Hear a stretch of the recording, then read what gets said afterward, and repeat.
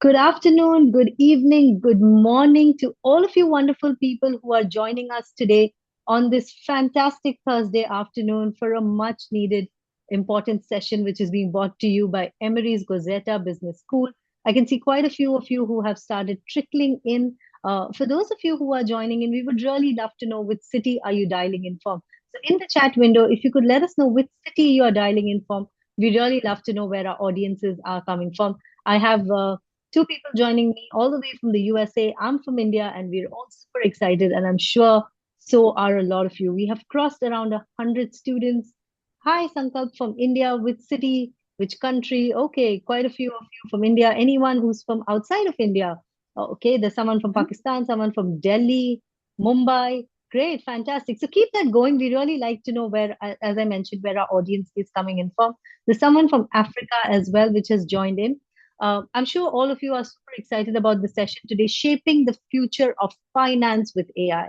We all know that AI is transforming so much, so many industries, so many businesses, and of course, the financial industry itself is also hugely impacted with it. So, in today's session, we are going to be talking a little bit about that and also how the Goizueta Business School prepares future graduates or current graduates to lead in this change, be job ready, be career ready by the time you graduate and you're running the ground, hitting the ground running once you're done with that. A little bit about the school. Emory University's Goizueta School of Business has been educating business leaders for the past 100 years. They have a dedicated alumni located all over the world. And of course, they are based in the thriving city of Atlanta, Georgia, which is home to 75% of the Fortune 1000 companies who have their headquarters there. Some of the names including Coca-Cola, Home Depot, Delta Airlines, and so much more. So, of course, if Emory Goizueta is your go-to school, what better place to be than in the hub of where everything is going on? Great. A quick introduction to the panel here today, starting with myself. My name is Sabahat Herzog. I'm a Senior Associate Director at Seed Global Education. We are a UK headquartered company which facilitates interactions between wonderful students like yourself and top institutes like the one that we have here with us today, helping you get a taste of what these universities have to offer, giving you a chance to connect with the faculty, with the admissions team over there, and make your higher education choices in the right direction. Joining me on the panel today is Professor Balch, who is the professor in practice and research of finance at Emory University's Goizueta Business School. His work, so to speak, lies at the intersection of AI and finance. He has published over 120 peer-reviewed research papers and filed 40 patents. And there's so much more to his profile, which I'm going to allow him to speak about when he gets a chance to get started with his presentation. Along with him, we have Mary Hall. Mary is currently serving as the Director of Graduate Admissions at Emory Goizueta School of Business. She comes with a very strong background in the higher education domain. So in case if Emory is your go-to school, then Mary is your go-to person. You need to connect with her and her team, and they will be able to help you with anything that you require in order to make sure that your process to get into land your dream school, which is Emory, is smoother. Great. I see we are close to around 200 and counting of you. And I know all of you are super excited about getting this session started. But before we get started, just to get a quick understanding, my first poll question for the evening is on the screen in front of you. So, just from a very beginner standpoint, where is AI creating the biggest impact in finance today, according to you? Is it in investment analysis? Is it in risk management? Is it in fraud detection, or is it in the customer experience which is being offered? So, to all 200 plus of you in the room, what, according to you, where is AI creating the biggest impact in finance today? A lot of you could be, hey, all of these above, but tell me which one do you think is the most affected? So, I'm going to leave the panel on the screen for a few more seconds and wait for you to cast your votes before I end the poll question for this evening. A lot of you I see are pivoting towards investment analysis, but I will wait for the final results to come in. So very quickly on the screen in front of you, our first poll question for the evening: where is AI creating the biggest impact in finance today?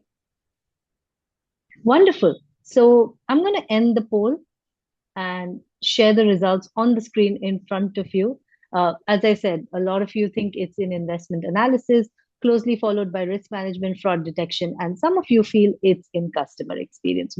I am not an expert. I'm going to now hand over to Professor Balch to shed some more light onto this topic and give us more insights about it. Over to you, Professor. I, thanks. One thing I want to say is when the poll came up, I tried to vote and it said the panelists can't vote. So I feel No. I feel so disenfranchised. Anyways, I do want to say that the folks out there, they did get one thing right is uh, well, so they list customer experience last. Uh, Yeah. uh, I'm not sure that's completely right, but one thing is for sure is customer facing AI is not where it's happening in finance right now because banks and so on, they're very concerned about uh, getting something wrong. And we'll get to that a little bit later in the presentation. In terms of sorting exactly what order it's happening in, I will say that fraud detection is big because AI can add a lot there pretty easily. But anyways, let me get to my presentation. Thanks for that introduction and thanks for that poll. And let's make sure my screen sharing here works. Okay. Uh, can somebody confirm that they see my slide? Yes, you'll just have to go into presentation mode. I can still see the two slides. Oh, it's the wrong side. Okay, sorry. Hold on.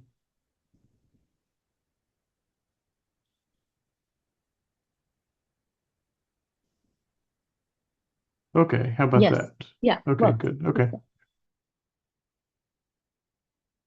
All right. I'm Tucker Balch. One thing to mention is I teach in the Master of Finance program at Emory, and we have lots of folks from India and even a few also from Africa in that program.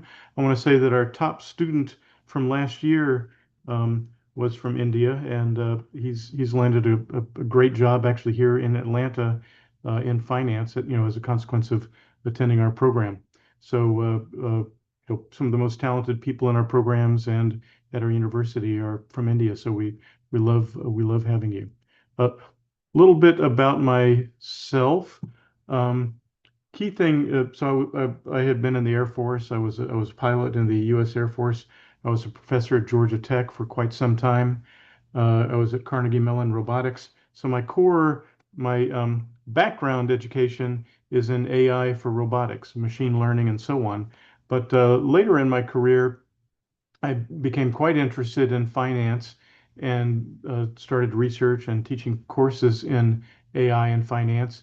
And that landed me at JP Morgan. I was at JP Morgan in New York for 6 years. I was a managing director there, playing a big role in the uh, AI research group.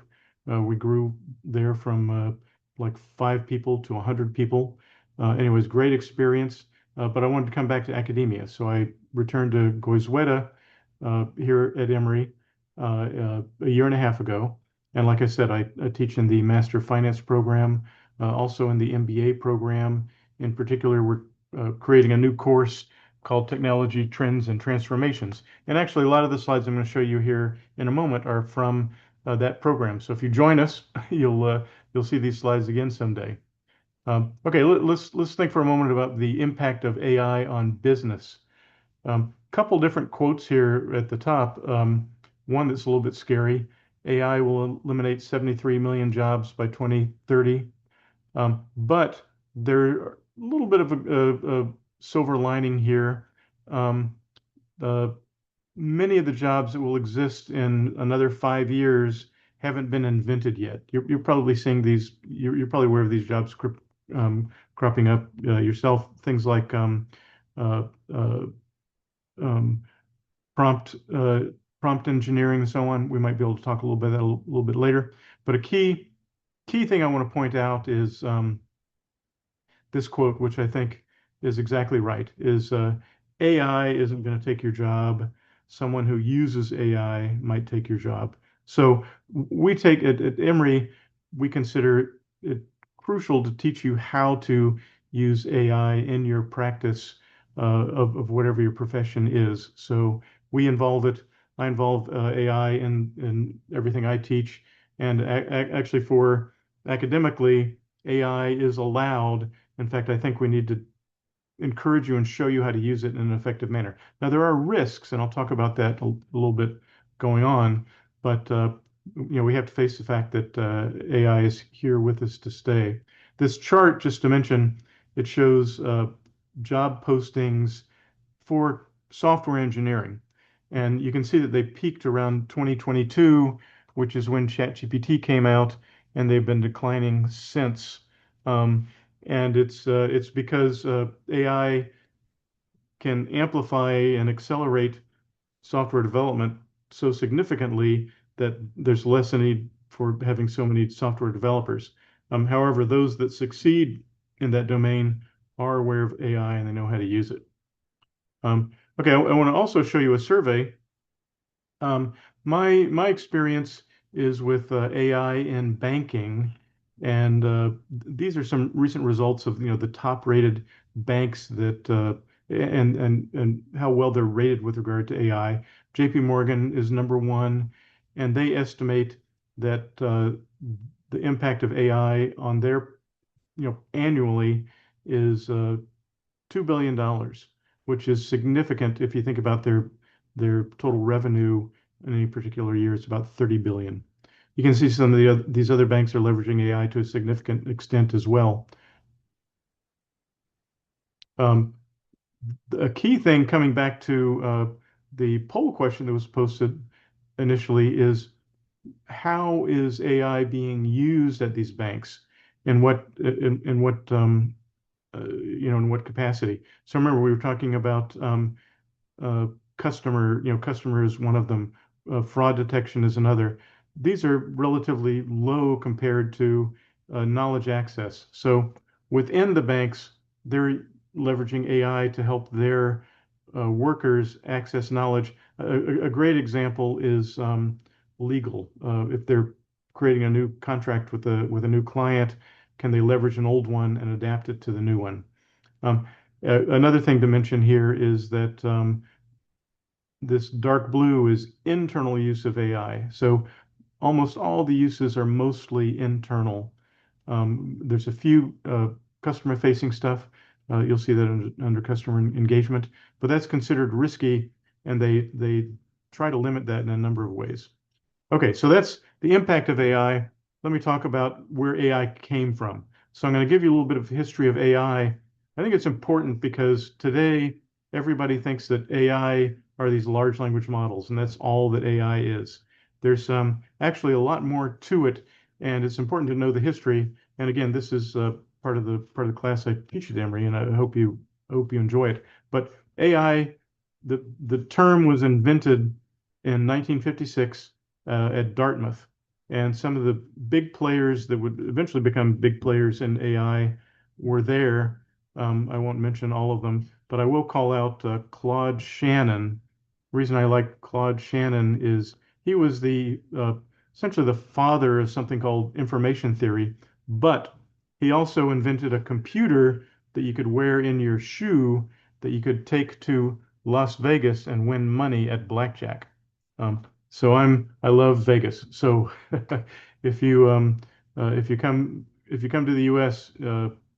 If you need advice on how to win money at Vegas, talk to me. Okay, so this group. Okay, remember back then, 1956, the most advanced computers were made out of vacuum tubes. There were no chips. There was no transistors. They made them out of old-fashioned electronic parts, but they still had the foresight to anticipate that, hey, in the future, uh, these things might be intelligent, and so they got together and they thought about what we might be able to do there. So the sort of output of this conference was sort of this definition of AI. AI, artificial intelligence problem is that of making a machine behave in ways that would be called intelligent if a human were so behaving. Um, so that's the definition created, was it 50, 60 years ago, and it still is pretty much the operational definition. A key thing to point out is these are tasks that require discovery, learning, exploration. And key point here is representation. Uh, the AI has to represent that problem in its mind and reason over it. And this led to one of the first grand challenges. So AI researchers, they like to set a challenge, hey, can we do this? Example uh, from the mid 2000s was uh, it was called the DARPA Grand Challenge. Can we enable cars to drive across the desert without crashing? That technology eventually has resulted in, the automatic driving cars that you're probably familiar with. But back in the 60s, the problems they came up with were chess and checkers. Uh, Also, navigation, not navigation in terms of like driving on the road, but I need to visit these cities. What roads should I take? And so these were the first problems. And they felt that, okay, if we can create a computer program that can play chess and beat the best human, we have solved the AI problem. By the way, this person on the right, his name is Herb Simon. He was a professor at Carnegie Mellon and also ultimately won a Nobel Prize in economics. So he used to like to say that his secret was that he brought ideas from computer science to economics in terms of how to think about economic problems. But I think he, brought problems the both ways. Anyways, he created this challenge of let's create a chess playing program. Now, to point out, it it wasn't until 1996, so 30 years later, after they brought this challenge, before Deep Blue at IBM was able to beat the best human, I believe it was Kasparov at the time, in chess. So these challenges motivate a lot of research and a lot of development, but it takes a long time. But obviously, they're the right kind of challenges to put out there. So fast forward to the 1990s. Um, okay, so we have a program that can play chess. What good is it? So there's a little bit of disappointment at the time. Like, okay, yeah, we solved that problem, but we still don't find AI operationally making an impact in our world. And realization was that a reason for that is that AI couldn't perceive the world, didn't understand the world like humans, and so couldn't solve problems like humans because they couldn't see what was going on. See, hear, understand, and so on. So a grand challenge problem at that time came up. Hey, let's see if AI can understand images. So we'll show it a picture, and can AI identify where are the mountains, where's the water, where's the bridge, where are the cars, and so on. And a solution that emerged, and yes, that was solved. You can see the solution on the right here. The mountain is green, the sky is colored with blue pixels, the road is covered with orange, and the cars are identified with those slightly different color blue, and so on. Um, but the solution, which emerged at the time, which worked really well, but there were some problems. I'll talk about that in a moment. Were these neural networks? Now, I'm not going to go into a deep dive talking about how neural networks work, but let me just say that coming into them, it's called an input layer, is what's visible, what's the image, what's the sound, and so on. And then what comes out to the on the right side here is an identification of what that thing is that it's seeing. And in the middle here is something called a hidden layer, and that's really where sort of the thinking goes on. Anyways, this problem was solved. A challenge, though, is these approaches were really slow. And the reason they were slow is because they had to just run in a regular CPU. Uh, what eventually unleashed AI didn't come until the 2000s, was the creation of graphical processing units. And by the way, what powered that was video games. The GPUs came out to accelerate video games. They were fabulous, but the people that invented these ideas as neural networks said, that exactly provides the kind of computing we need for our and that's why LLMs, ChatGPT and so on are doing so well, is because of GPUs, and that's why NVIDIA is so rich. And it's a big part of the AI play. But let's continue. Okay, 1990s.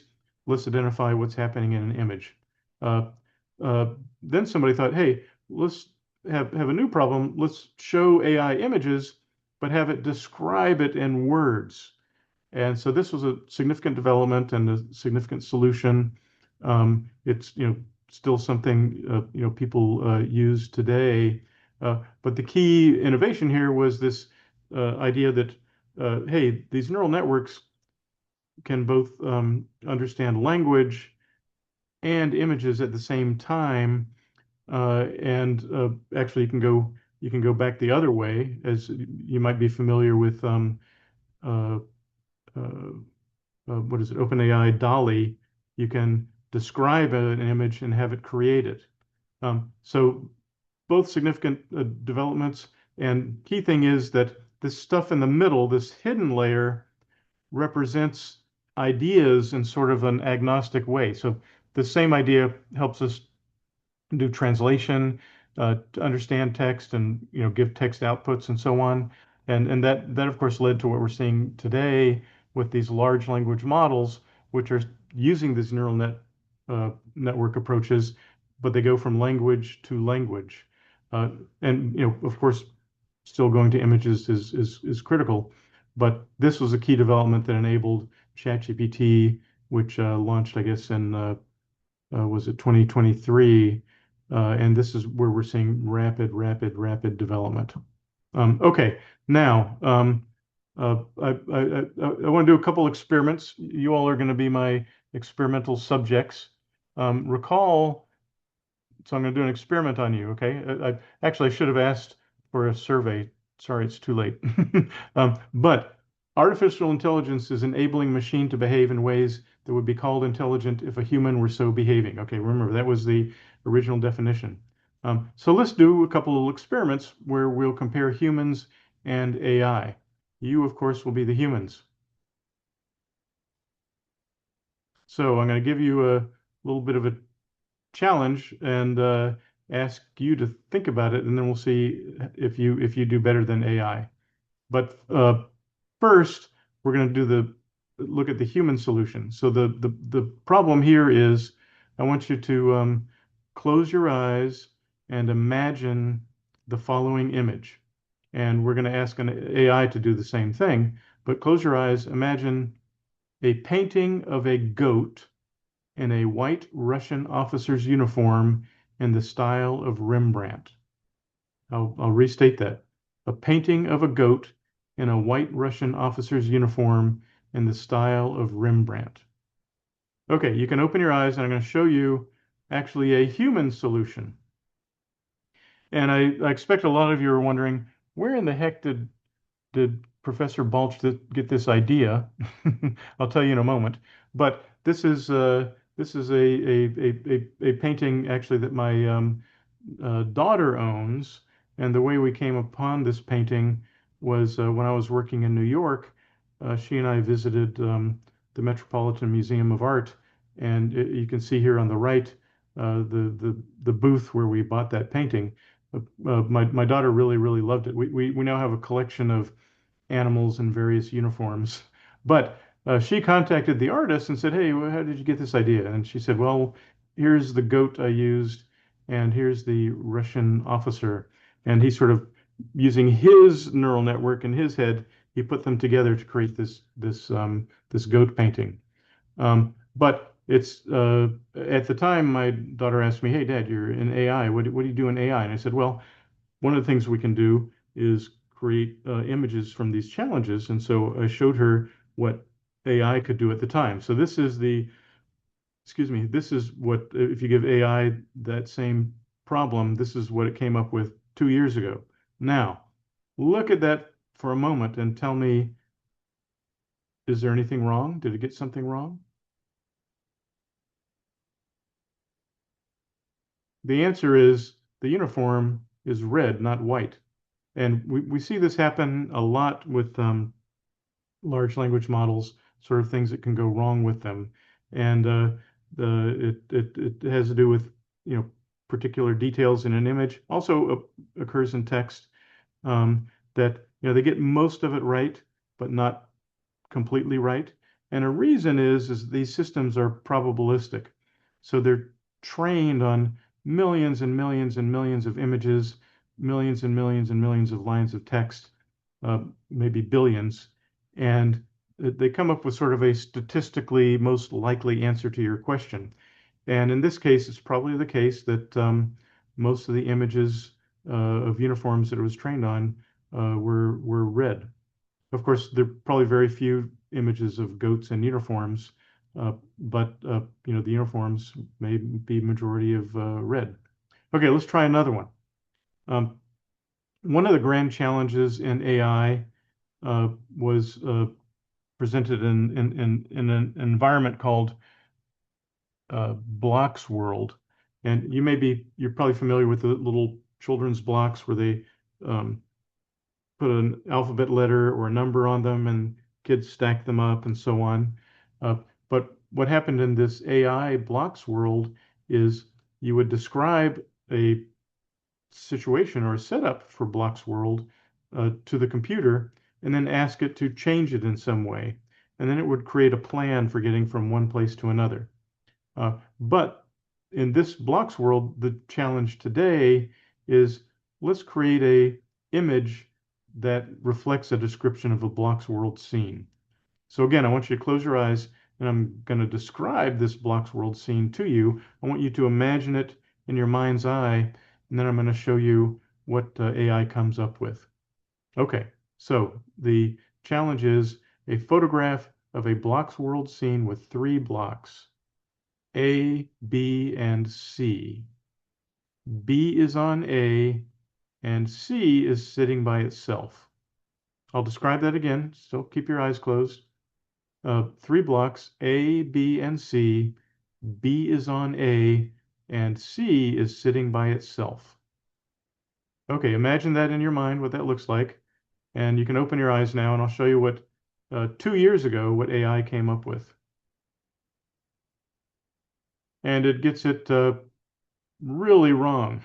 So, well, first of all, it's remarkable that AI can create a photorealistic image of the situation.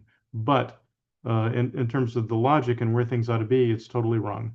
Uh, B is not on A. Um, C is by kind of by itself, but it's like in an impossible, physically impossible sort of location. Uh, so that's a little bit disappointing. I think still strong success here, but it sort of highlights the limits of where we are currently with these large language models. Okay, now fast forward to today, 2 years later. These large language models are doing much, much better. Uh, Here's the goat in the uniform again. Uh, they got it right with the white uniform. Also, I would say it looks a lot more Rembrandt-like than that original one I showed you. Also, it got the blocks world situation completely right. Okay, now that's sort of where we are with large language models right now. I'm going to talk a little bit more about that in a moment, but I did want to highlight for everybody here where we are using AI in finance, and this is based on my experience at J.P. Morgan. Of course, algorithmic trading, big use case for AI there. Um, I will say, though, that we still tend to have human-generated models that trade alongside these AI models. Sometimes the AI models are better, sometimes the human-generated models are better. Uh, so it's not quite taking over the world there. Fraud detection is a big one, and that's something I was involved in at J.P. Morgan. uh, Credit underwriting. In other words, how how can we select people who want a credit card, who want to borrow money? How can we evaluate best whether to give them that credit card or give them that money? A big thing that comes up here, a big challenge that we face in AI in finance is to avoid bias. In other words, there's certain laws in the U.S. you can't prefer one gender or another or one race or another. It has to be equitable and unbiased. But interestingly and oddly, somehow these AI systems themselves exhibit bias. I won't go through all of these, but I just want to highlight the AI is quite important in finance today, um, and banks and other financial institutions are investing very strongly in AI. And along with pitching Goizueta a little bit, um, these companies need people who understand both the financial side and the AI side and the risks. So let's talk a little bit about the risks. Um, one thing, so one thing that came out recently. So primarily use of AI these days is in text and text generation. Um, Something that came out here in the U.S. Uh, a month or two ago. Well, I guess it was in May. Is our new Health and Human Services Secretary RFK Jr. Came out with this big paper, um, making America healthy again, and a plan for doing that. And his office generated a very detailed sort of scholarly paper, identifying things that we should do and why we should do them. But it turned out that many of the, big part of scholarly papers is you have to cite existing work that supports what you did. And that paper had citations to articles that were never actually written. And some of the stories that came out about it, there would be a citation to a particular author, and the newspaper would call up that author and say, "Hey, what do you think about this?" And the author said, "I did not write that paper." And this is a consequence of remember these AIs are trained on many, many, many, many, many examples, and they're coming up with likely citations that might exist, also sentences or arguments that one might make, but they're not necessarily exactly correct. Another example that, this first one, um, there was recently some legal briefs made. I should list more information here, but the lawyer used ChatGPT to create his legal brief, and he cited cases, case law that did not exist. Um, Another example is fabricated historical quotes. This actually bit me a little bit. If you remember earlier, we were talking about Herb Simon, and I wanted a Herb Simon quote about a topic I was working on, and I asked ChatGPT to, see if it could find one. It gave me a quote, and I said, "Okay, where is it from?" And they said, "Oh, it is in the in his Nobel acceptance speech." And I went and looked at his Nobel acceptance speech, and it did not contain that quote. So ChatGPT just made it up. So you have to be really careful when you're using AI in these contexts. What do you do? Key thing is you have to have a human check it and check it and check it. I want to mention now a couple examples. I'm teaching a course also at Goizueta to our undergraduates. It's called Think, Code, Make. And one of the things we do for early part of this is about 3D printing. And there's a lot of work now in uh, AI for generating images. You can also use AI to generate 3D models. And one of the things we're doing in my class right now is we are using AI to generate 3D models. Um, uh, and just this is an example from my personal experience that I think is kind of interesting. So my wife is Swedish, and in Sweden, uh, the big gift everybody gives each other. Everybody in Sweden has one of these red Swedish horses. So they're carved out of wood, and they're then painted usually in this red color. And you can also get your name painted on them and so on. They're called Dala horses. And I thought, oh, for my wife's birthday, since I'm big in 3D printing, I'm going to 3D print her a Dala horse. But I needed the 3D model.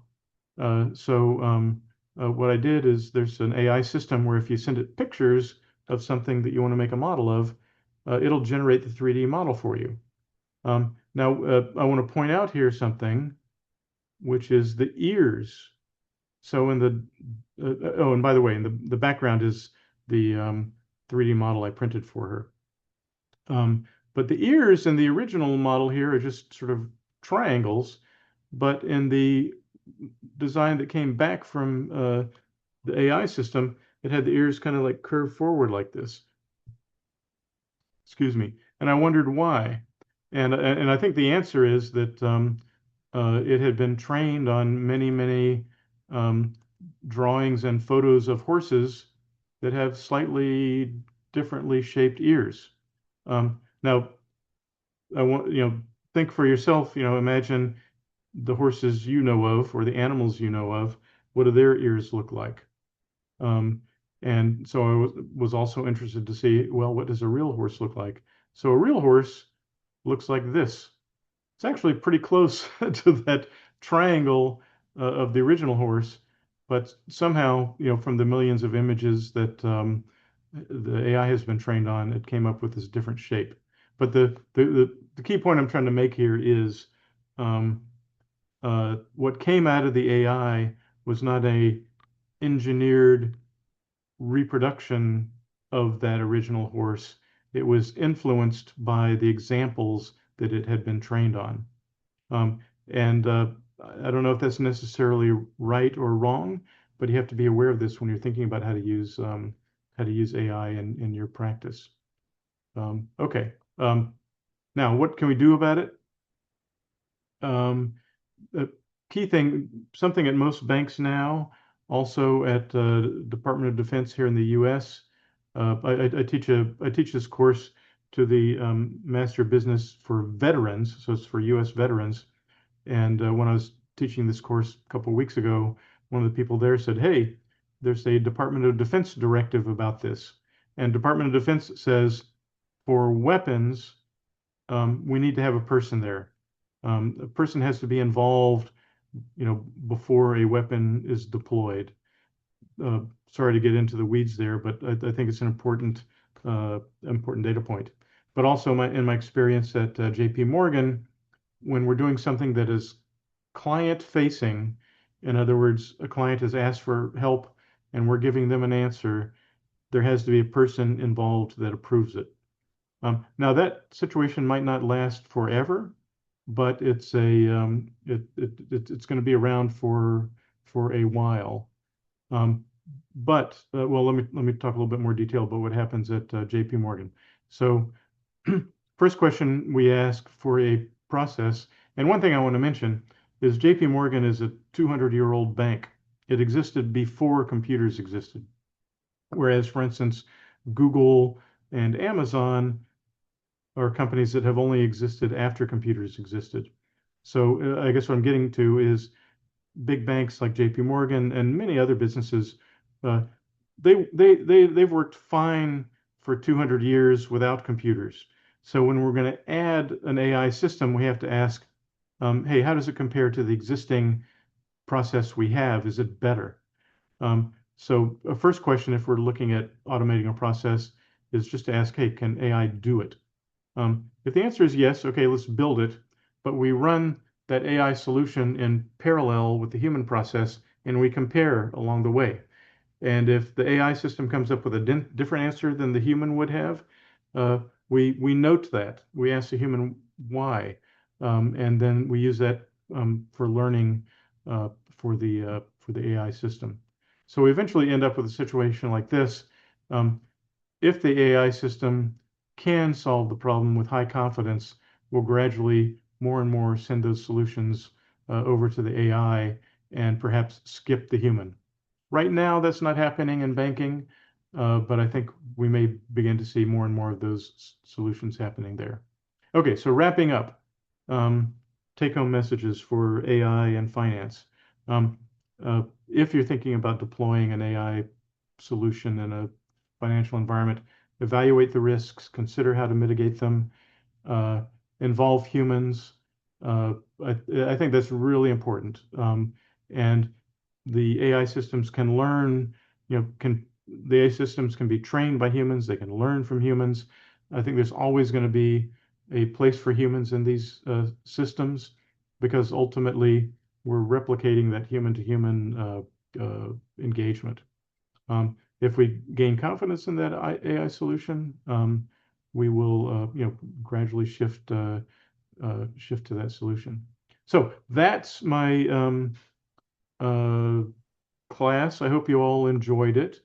I think um, now I'm not sure whether we're going to go to questions or whether Yeah, we're going to go to Mary, but let me hand it thank you. back. Okay. Thank you. Thank you so much, Professor Balch, for very insightful masterclass. There's quite a few questions which have come in, but I'm going to request everyone to wait because next up we have Mary, who's going to be speaking to us a little bit more about the university, the programs offered, etc. Of course, if you still have any program-related questions, anything to do about admissions, program studying in the US, please keep sending those in the chat window. We will be taking them up post Mary's presentation. With that, Mary, over to you. Thank you, Sabahat. Nice to see you, everybody. And thank you, Professor Balch. I think that your presentation really hit home on the fact that there are so many exciting opportunities in AI, in finance and in other areas. And it's a really exciting time to be a student, being able to become a master of not only the technology, but the human interface with that technology. And I hope it gives any of you today some inspiration about what you might want to be doing with your future career, where you might want to go so that you can be well positioned to take advantage of this growth opportunity. But I'm going to make a case now for why I think Emory University is an excellent place for you to be pursuing your future graduate studies for a variety of reasons. One of the things that Sabahat mentioned earlier is that we Sorry. are a very well regarded. Can you hear me? I'm sorry, am I not in Yeah, presentation sorry. mode here? You just need to go into slideshow mode because it's not There we go. I thought I showing. was Yeah. there. Okay. Let's Perfect. see. Yes. Now we're there. Okay, Yeah. perfect. Thank you. But we are a very well-known, well-regarded institution located in Atlanta, Georgia. We are a top 20 research institution, and Goizueta Business School has been consistently ranked in the top 20. I think we're 17 this year by institutions like U.S. News and World Report and Forbes. But I want to talk generally about why choosing a school like might be important to you, a school like Emory. When you're making this big graduate school decision, you want to go to a place that does have world-class leaders, that you're going to get the kind of quality education and current education so that you can come out ready to contribute day one in whatever career you're pursuing. We, as I mentioned, are a top 20 school, but we are also honored to have an amazing faculty. I'm going to give extra kudos to Professor Balch. Just last week, he was named by Stanford University as one of 11 Emory Goizueta faculty to be considered among the top 2% of research scholars in the world. So he is obviously well regarded, not just here by us at Emory, but globally and by great institutions like Stanford. And we have a lot of tremendous high quality faculty. Another thing that's probably very top of mind for you right now in this current economic times is ROI. You want to choose an institution where you're going to be able to graduate and actually have success in finding career outcomes and being able to get a really great starting salary, continuing to grow and accelerate that salary through the course of your career, and take advantage of the network that you're creating at a school like Emory. So I think that's something that we really flourish in. We have a strong global network. We have one-on-one career resources and mentoring from even before you start our programs. So we're really there. We understand the importance of ROI, and we're there to make sure that you're making a really strong investment.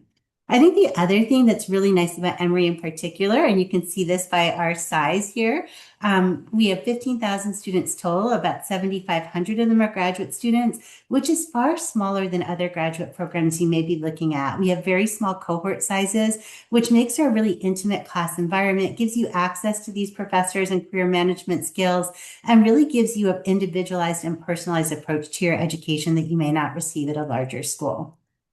And last but not least is why Emory is another great place to study. As Sabahat mentioned earlier, we are home to many Fortune 500 headquarters as well as Fortune 1000 companies, but also Atlanta is an amazing city. There's a lot of great green spaces if you're somebody who likes to be outdoors, but there's also thriving industry. There's an amazing food scene, we have 5 professional sports teams. We have a wonderful arts and music scene here. So in addition to being a great place to study, it's a great place to live. And I'd also like to note that compared to other United States cities, we have a much lower cost of living. So when you're looking at that ROI and factoring in not just your cost of tuition, but your housing and living expenses, that makes it quite appealing. So I'm going to briefly touch on 2 of our programs now, 2 of our specialized masters. I'm going to start with our MSBA program. This program is offered in both a 10 and 16-month format, so that if you would like to get extra internship opportunities, you do have that opportunity. The program is about 9 years old and was formed with the intent of creating an opportunity who people have a strong interest in coding and analytics and strong coding skills to layer it with that MBA type thinking and strategic thinking mentality. So really the program rests at the intersection of business, data, and technology. It starts in July with an intensive summer experience, and it gives you an opportunity to pursue the areas like data mining, machine learning, social networks analytics, or data visualization. There are 4 tracks you can specialize in, one in AI and business, business analytics, marketing analytics, or supply chain analytics. And it is a very, very technology and also industry forward program. We are constantly evolving the curriculum. There's a huge element on AI, not just mastering the technology, but implementing the technology in a business setting, being that point of human interface and helping make these AI decisions in companies. So this is a really great program for you if you have strong coding skills in Python, R, and SQL, if you really enjoy that whole analytics and AI-based approach to problem solving, and also if you're looking for a chance to have a program that will really expose you in depth to one of those particular areas in the tracks. Really strong career outcomes for this with great starting salaries. The average GPA is about a 3.49. We have about 60 students in the cohort. And again, it is broken into 2 sections. So you have amazing one-on-one opportunities.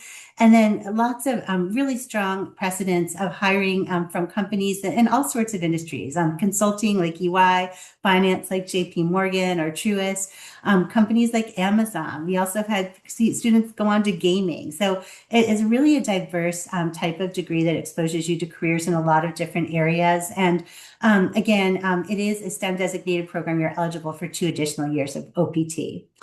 I'm also going to talk a little bit about the Master of Finance program that Professor Balch is affiliated with. It is a really exceptional program in a lot of different ways. I think one of the things that is really the hallmark of its success is that it was founded by Dr. Travers, who is a finance industry professional herself. She continues to work in a hedge fund setting while teaching.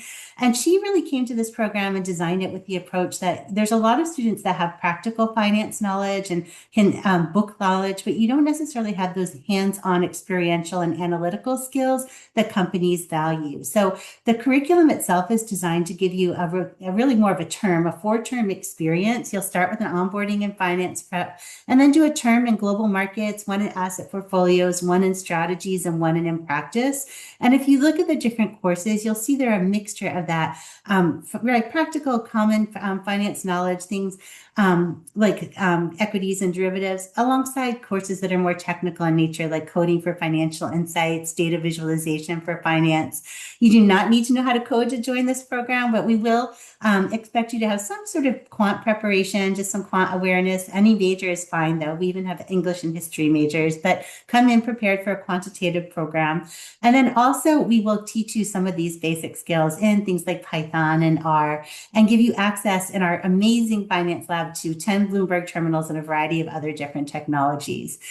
This photo here depicts our finance lab. It's where 90% of our course instruction takes place. It's in a highly interactive and hands-on experiential type environment where all of your coursework is really meant to be things that you would experience in a real world environment, not just course knowledge. So I'm speaking really quickly here. There's so much more I'd love to say about this. But again, one of the things that we really value is our one-on-one career mentoring. We have an amazing career outcome for this program with students going to work again in consulting or finance firms like Capital One, some going into corporate finance at companies like Kraft Heinz or Ulta Beauty. Lots of different titles that you can pursue with this degree. Again, it's a phenomenal program, also STEM eligible. We have a CFA affiliation. it really is unique. There's so many just special things about this program that really make it stand out and make it a great choice for you to pursue your Master of Finance degree. So I went over that so quickly. I'm happy to field questions. I've got my email address here. It's gradadmissions1@gbs.emory.edu. I also have my colleague in the MBA program depicted if you want to take a screenshot of that for his contact info. But for now, I'm going to stop sharing and give you all an opportunity to ask questions. Thank you. Thank you so much, Mary, for your insights. That was really helpful. Quite a few questions have come in, and given the time that we have, I'm going to jump right into the Q&A. So starting off with Mary, here's the first one for you, and I'm going to, quite a few students have asked questions around the same sort of category of questions. So I'm going to club them together. My first one, let's talk a little bit about how much weightage does the admission committee sort of place on academic performance of a student versus them demonstrating an interest or experience, especially for those looking to get into finance or AI courses at Emory? That's an excellent question. And I would say, you'll hear a lot of schools say this, and we say the same, that we do take a holistic approach to looking at every application. We understand that every student is unique and will bring something different. Having said that, these are rigorous courses. We do expect students, for your own good, to be prepared to handle the rigor of the program because you're making this investment. So we do look at GPA. We pretty much give a little bit more of weight to GPA, but we also do require GRE and GMAT scores for these programs. The average GPA for the program is about a 3.5 or 3.6 for each of the programs. The average GRE score is about a 3.30 and GMAT's about a 7.20. We do have a test waiver application process if you do not have time to take the GMAT or GRE. And it is pretty much key to your undergraduate performance and your background. In terms of interest, that's something that's really important. We want students to have thought through their career goals, why these programs specifically make sense to them.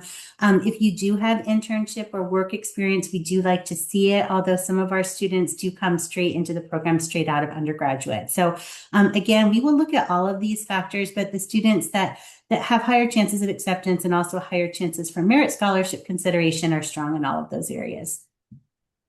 Thank you. Thank you so much, Mary. So I hope that gives you all an overarching view as to what to expect and how you can sort of start preparing accordingly. Great. Professor, my next question is for you. A lot of students who might be looking to apply to this program might not be coming from very deep backgrounds in AI or coding. So in that case, is there any specific level of preparation that you require students to know before they sort of apply for this program? And are there any helpful sites or some things that they can do to sort of strengthen their profile and give them a competitive edge? Sure, good question. So I'm a computer scientist, so I do have a bias towards computer science. However, we do not assume uh, uh, programming experience. However, I guarantee you're not going to escape our program without knowing how to program in Python. It's an absolutely essential skill for entering the financial world these days. Um, uh, Before the formal courses start, we even have a boot camp in the summer where we bring everybody up to speed. We make sure they have the right technology and so on. Another thing I wanted to mention is within the Master Finance program, uh, we have many opportunities for people to take a deeper dive down the quantitative or programming side, but also the opportunity to stay a little bit more qualitative, if that makes sense. So it's I want to say because of my arrival, we're offering a little bit more opportunity on the machine learning side than existed before, but that's not a path everybody has to take. In terms of preparation, we assume that people joining do not have experience writing Python programs. Right. Great. Thank you. Thank you so much, Professor. So I know a lot of questions had come around that. I hope this gives you all a little bit of understanding. Mary, next question is on to you. Of course, we all know that once a student from India or Africa comes and is studying in the USA, they would typically like to land a job there and continue working. So let's talk a little bit about what are some of the career resources that the university provides the student right from the time that they get on campus to ensure that they are well prepared to enter the workspace once they're done with the I program. know that's Mary's territory, but I do want to say something before Mary Sure, jumps sure. on it. Yes. Is uh, I was a graduate student at Georgia Tech. I got a PhD in computer science, and in the whole computer science department, we had one person dedicated to helping us get jobs. And the computer science group at Georgia Tech is huge. Um, I eventually got a job, but what I want to say is Emory, much smaller school, like, I don't know, was it 2,000 students? They have 20 full-time people dedicated to coaching people and alignment with industry and so on. So that's an amazing, I just want to say I've been totally amazed by that group. Okay, so I give it, but I just wanted to provide that comparison. But anyways, go ahead, Mary. No, thank you. It was so helpful. And I couldn't have said it better myself. I think, coming to Emory, that's been something that I've been incredibly impressed with is not just the amount of resources, but also the level of interaction with our career management team, with our students. And it actually does begin even before they're on campus. They have workshops over the summer. They reach out, they have opportunities to meet one-on-one with our career counselors so that you can speak with them about what your goals are. If you're not sure where to focus your goals, really just get a jump start even before you come to campus. And then throughout Mhm. the year, there's both professional development opportunities integrated into the program itself that are set up throughout the year. There's mentoring opportunities, one-on-one meetings, again, with the career counselors, and really just an amazing direction of helping guide students through their career journey. And because of that, we've had really successful outcomes, even in a tricky market. We're still waiting on last year's numbers, but last year's graduating Mhm. class had 100% employment within 6 months. We may not get to that this year just because of the tricky market, but it will still be as strong, if not stronger, as other competitive institutions. And so it's really a really unique element of our program is that you have 10 months to try and prepare yourself for a job, and we make sure that you're as well prepared as possible. And if you need a little bit more time, we have the 16-month option to do either more job preparation or an internship, or to build your skills to be even more desirable in the workplace. I did Thank want you. to Yeah. tout the 16-month program a little bit. Disclosure, my son is in the program right now, and Oh, wow. a couple things I wanted to say about it uh, is the career counseling. He's had several interviews, and for each interview, he's able to prep with a career counselor who she'll give him sort of like a pretend interview and coach him through the points that he needs to be aware of. And man, I have never seen that before, but it's fantastic. Um, but the other thing I want to say is uh, for many career paths, for instance, at JP Morgan, for certain career roles, it's essential. In fact, the only hiring path is through an internship. Um, so I think there's a lot of, I'm not trying so much to sell it hard, but if you finish this program and you have had an internship, it just adds that much more credibility to your resume.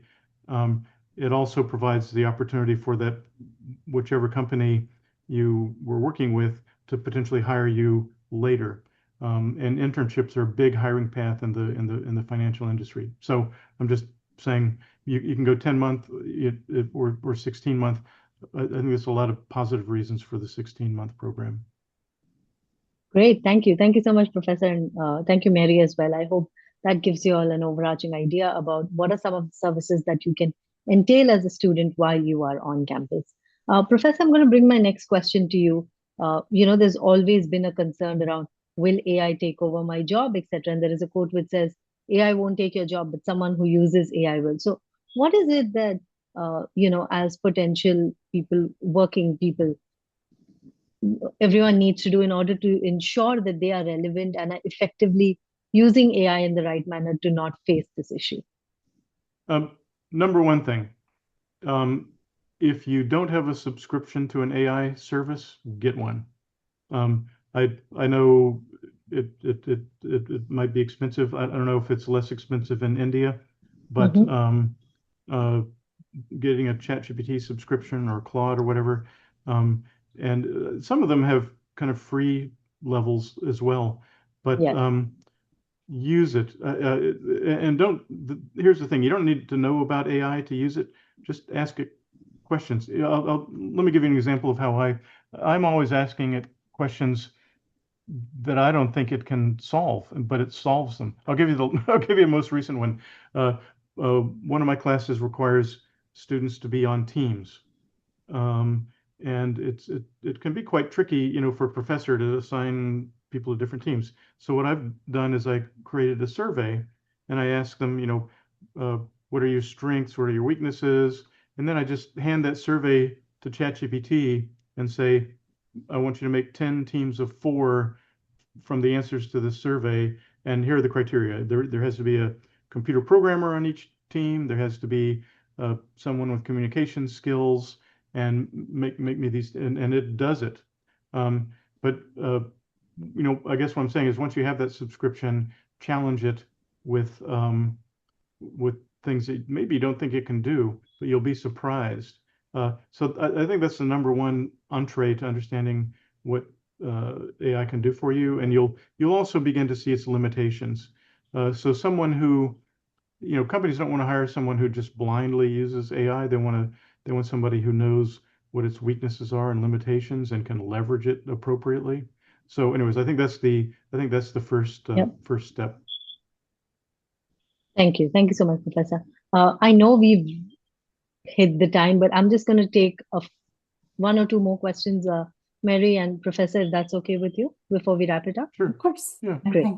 Mary, my next question for you, of course, is around scholarships. Quite a few questions in the chat window about scholarships offered by Emory. So if you can speak a little bit about the scholarship process and what are the options available. Of course. In fact, I was literally just typing an answer in the chat to one of the scholarship questions, so that was very timely. We do consider every single student who applies for the MSBA, Master of Finance, any of our programs for merit scholarship opportunities. We award these scholarships based upon a holistic review of both academics, any kind of character traits, any kind of work experience, any kind of significant leadership experiences you've had. Students who present as being strong in all of those areas have the opportunities to be considered for the highest awards. Unfortunately, we do not offer need-based scholarships. They are all merit, but we are very generous in terms of the amount of merit scholarships that we offer. Those scholarships can range from anywhere from a few $1,000s to up to about 50% of tuition.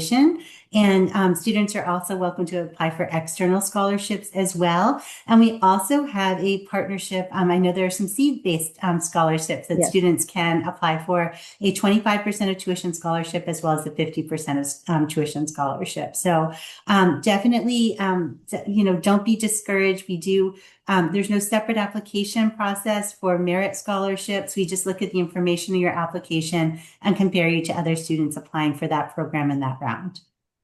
Thank you. Thank you so much, Mary. Yes, Emory Goizueta School of Business is also offering 4 awards as part of the Seed Scholarship Fund, which are covering anywhere from 25% to 50% of your tuition fee. The details are available on our website, so definitely have a look, and you are eligible. Since you've attended the session, you are eligible to apply to these scholarships. Great. Professor, my last question for you.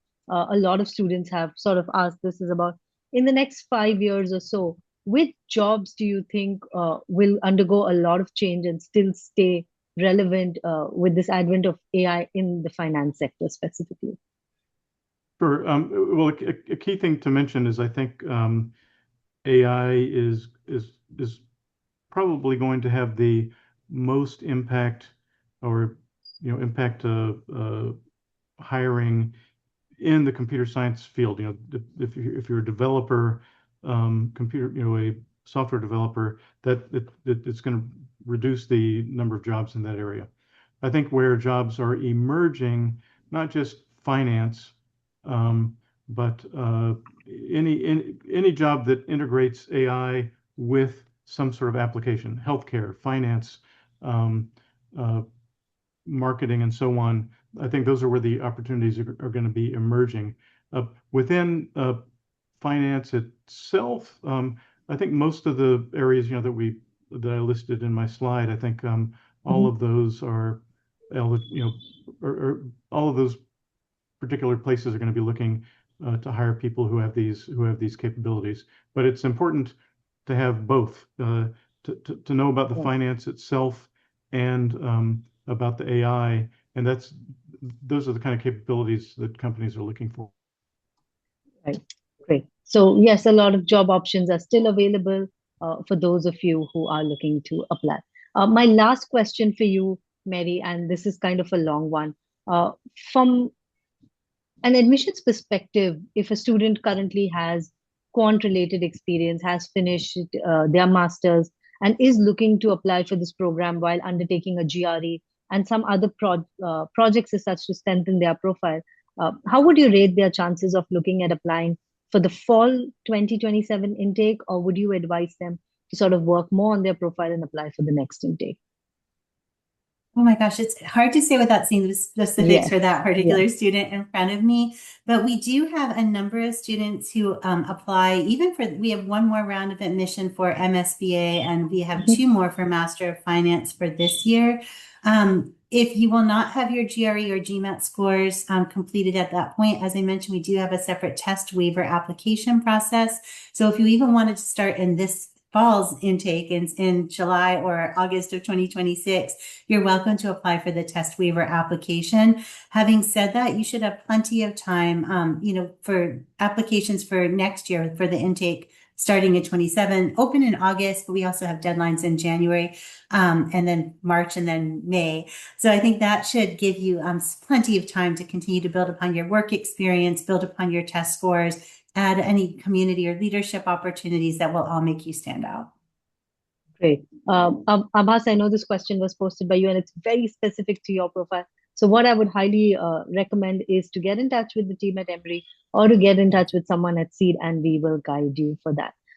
With that, I would like to, I know quite a few questions which are still there, but we have answered broadly the areas in which the questions had come from.